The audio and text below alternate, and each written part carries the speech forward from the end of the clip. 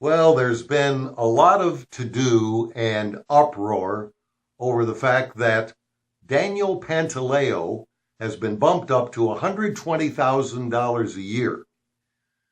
It is Officer Pantaleo who was involved in the effort to arrest Eric Garner in 2014.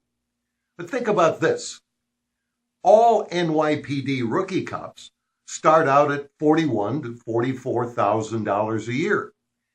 If they make it to 5.5 years, they hit 90,000 plus. And with overtime, 100,000 plus is a piece of cake.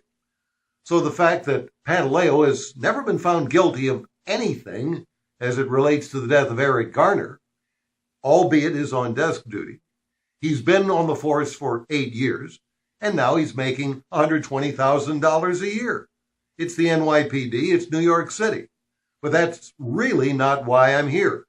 For those of you who are online customers to the line of duty online training, in other words, our video library, I think it's important that I point out to you that in Special Issue 28, Use of Force, the Death of Eric Garner, we will show you graphically that it was not a fatal chokehold that killed Eric Garner. And there's a lot of other excellent information in this program, pretty much narrated by our technical advisor, Officer Eric Osterman. Check it out. It's SI 28. Here's a preview. In a day and age in which cameras and video are becoming omnipresent in law enforcement's responses 24/7, it is critical to learn and benefit from officers' experiences on the street. We present this program dealing with the death of Eric Garner with one thought and question in mind. Are there lessons that could have been learned? This program is meant to offer the feedback, thoughts, and knowledge of one veteran trainer, in the hopes that it will elicit much food for thought, interactive discussion, and even opportunity to always keep that eternal question at the forefront of officers' minds. What would you do? When I first saw the incident involving Mr. Garner, the first thing that immediately jumped out at me is Mr. Garner's size. That was the first thing that jumped out at me as a large red flag.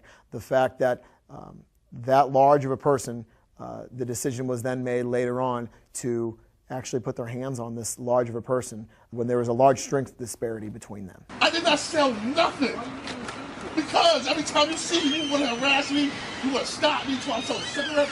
I'm minding my business, officer. I'm minding my business. Please just leave me alone. I told you the last time, please leave me alone. The first thing that jumped out at me was his size in comparison to the other two police officers that are standing on adjacent sides of him. They kind of have him straddled in the front and the back. His large size automatically leads to a strength disparity. When you have a gender disparity, a size disparity, and oftentimes an age disparity, any one of those three will most times lead to a natural strength disparity as well. The other thing that strikes me is the location.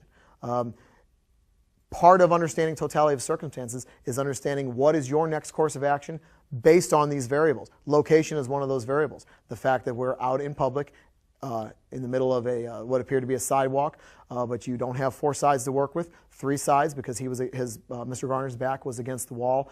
These are all things that variables, what I call variables that affect totality of circumstances that should go into the officer's decision making. Totality of circumstances is simply judging an incident based on its entirety, the entire circumstance as a whole, instead of just focusing on one single factor.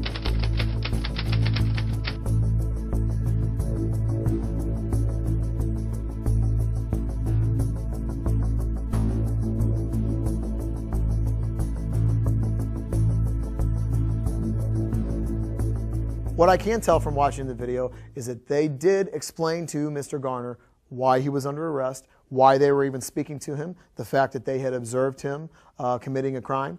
They contacted him, had interaction with him about this, explained exactly where it happened, what they saw, and informed him what they were going to do next, the fact that this act was illegal and they were going to place him under arrest. They also allowed Mr. Garner to vent for an extended period of time. Again, I can't speak for what happened before record was pressed on that video, but when the video starts, you see that Mr. Garner is already very animated, very agitated.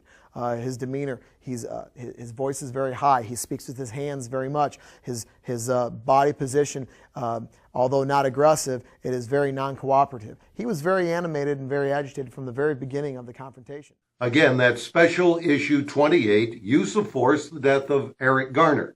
If you're already a subscriber or licenser to Line of Duty Learning, it's there for you. If you're interested in the program and the other offerings we've got on LODL, we've got a 2-week free preview in store for you. All you need to do is call 800-462-5232. We'll get you started. Or email sales@lineofduty.com. I'm Ron Barber. Thanks for watching, and remember, next time we may be watching you in the line of duty.